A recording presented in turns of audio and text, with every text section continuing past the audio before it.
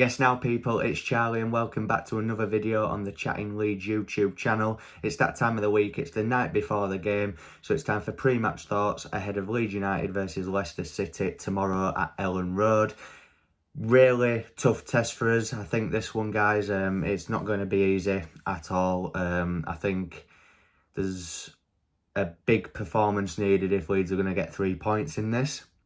There are areas that I think we can exploit Leicester, and I will get into that in a second, but nonetheless they are a very tough team, a very good side in this league, and yeah, it's just not going to be an easy fixture at all guys. But just before we get into it, as always, please smash that like button, please subscribe and share your thoughts and opinions in the comment section, and let's get into it.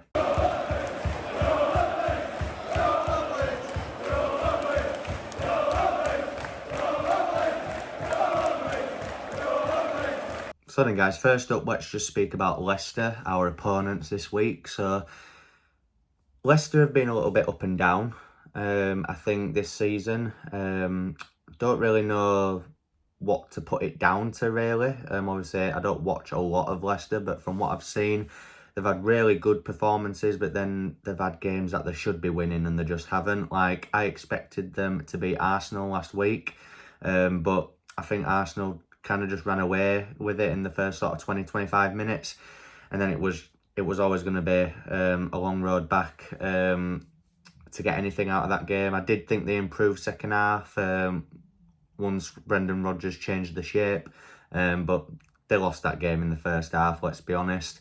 They had some good results prior to that though. You know, they did beat Brentford away from home. They also beat Scum 4-2. So, you know, like I said, they have had games where they've looked good, but then other games where they just look average. You know, sometimes he goes with like a back three or a five, but then he can switch it up mid-game and go to a back four and vice versa. So I think Leeds will need to be aware of that. Standout players for Leicester so far this season, Youri Tielemans. I think if KP isn't on it and if our midfield is just open like it has been a few times this season, I think Tielemans will have an absolute field day. He's an absolute baller, and I think the way that Leicester are going this season, I think he'll definitely be leaving in summer. You know, Liverpool have been linked with him. I think he'd be a really good fit there, actually.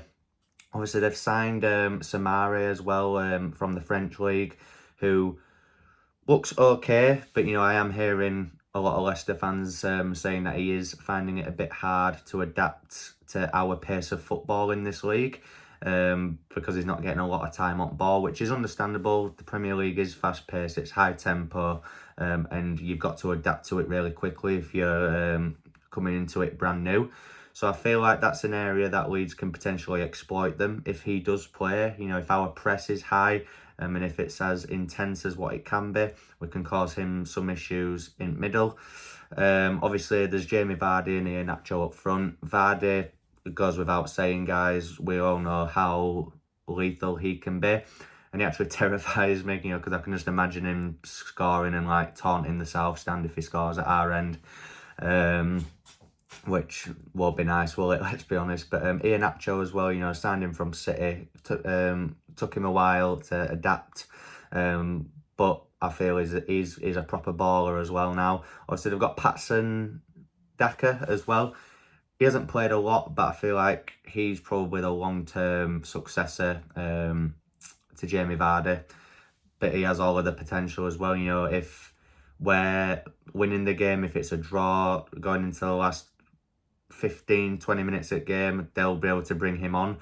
Their depth will probably show in this game, guys, regardless of the result. I mean, if you compare both substitutes before game, it'll just be like chalk and cheese, ours and theirs.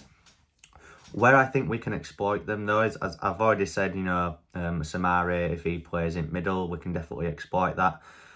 But their defence has looked very shaky. They've conceded quite a lot of goals so far. And Soyuncu, we all know that there's a mistake in him, and he will play probably on the left side of a back three, I would imagine. Which, if Rafinha is on that right-hand side. I think, you know, the form that he's in this season is probably been our only consistently good player this season. I think he could have an absolute field day on Soyuncu on that left-hand side. I think the whole of the back three, really, you know, they brought in Vestergaard, that hasn't really worked out. So I think the back three is probably going to be Soyuncu, Evans, and that, is it Amati, I think his name is. Again, fairly average back three. I think Evans, with the experience, he'll probably play in the centre of that back three. So you're probably going to have him on Rodrigo. Now, it does depend on what lineup Leeds go with in terms of who plays as the striker, because Rodrigo was supposed to play there last week, but he kept dropping deep, and it was either Harrison or James that pushed further forward. So I think Harrison was our furthest forward player.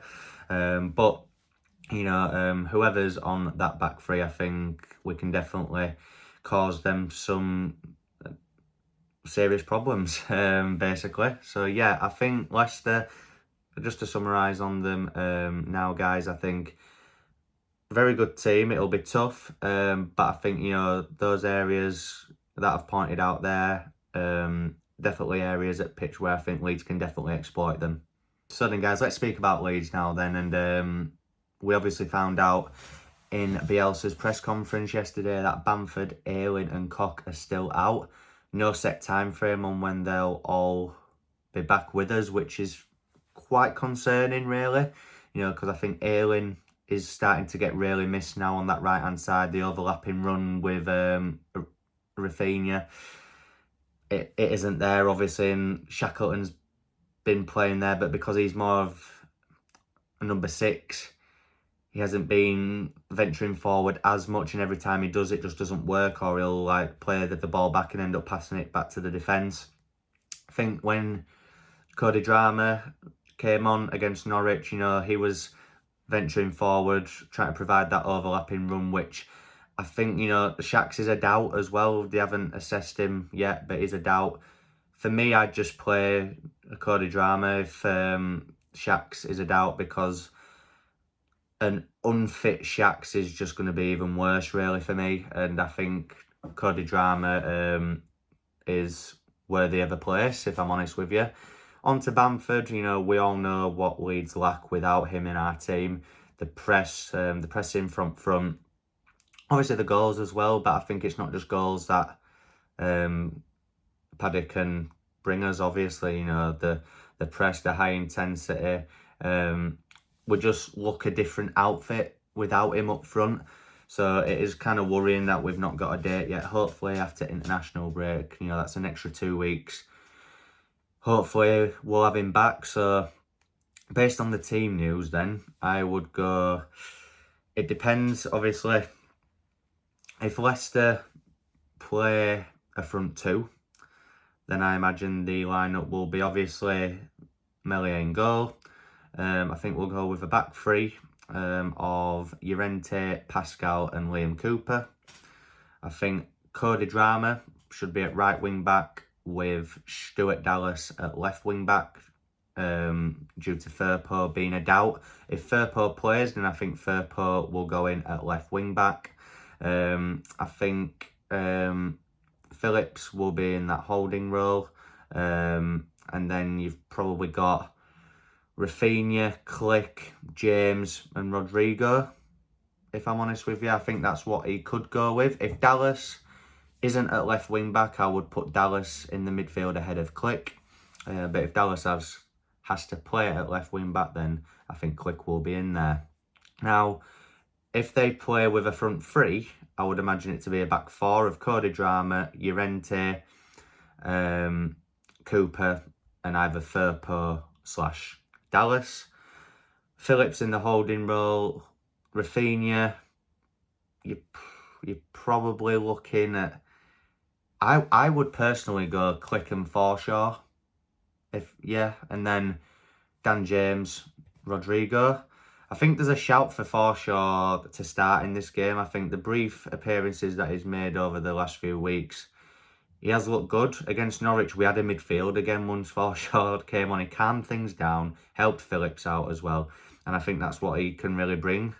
So I don't think Bielsa will start for sure, but I'm just saying I would like to at least see it from start and just see how it goes, you know, because what's the worst that it can happen? If it doesn't work, you take him off and you go back to what we know. Now, obviously, Rafinha's been our only consistently good player this season, I think. I think Phillips is still yet to get going properly. He had that injury and he did look a bit rusty against Norwich. It was probably one of his worst performances that I've seen in a long time from Phillips.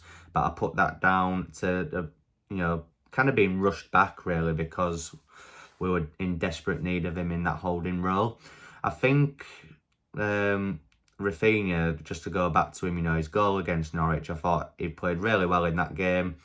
I think we just need to enjoy him whilst we can, because at the end of the season, you know, highly likely he could be on his way.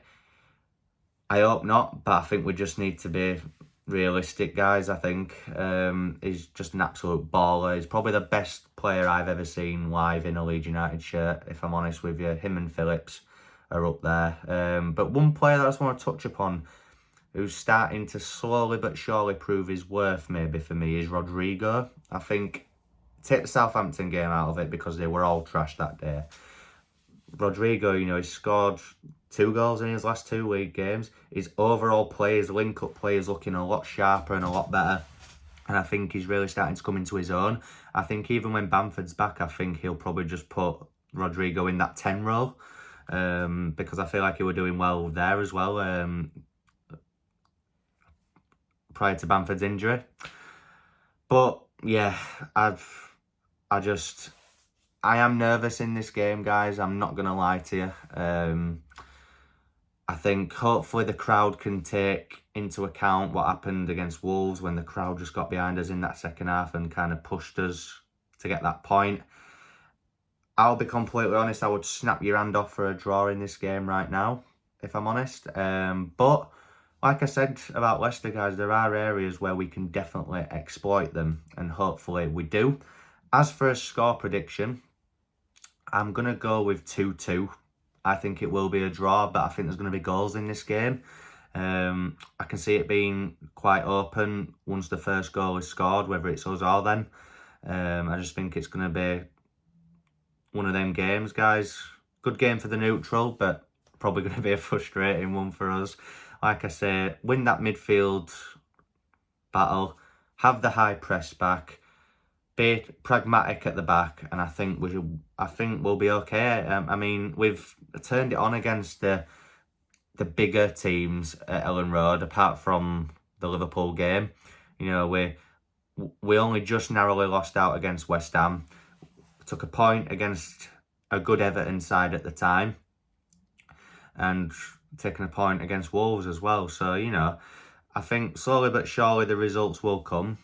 Again, not even thinking about a relegation scrap, if I'm honest. It is a bit of a scrap at the minute, obviously, given that we're 17th.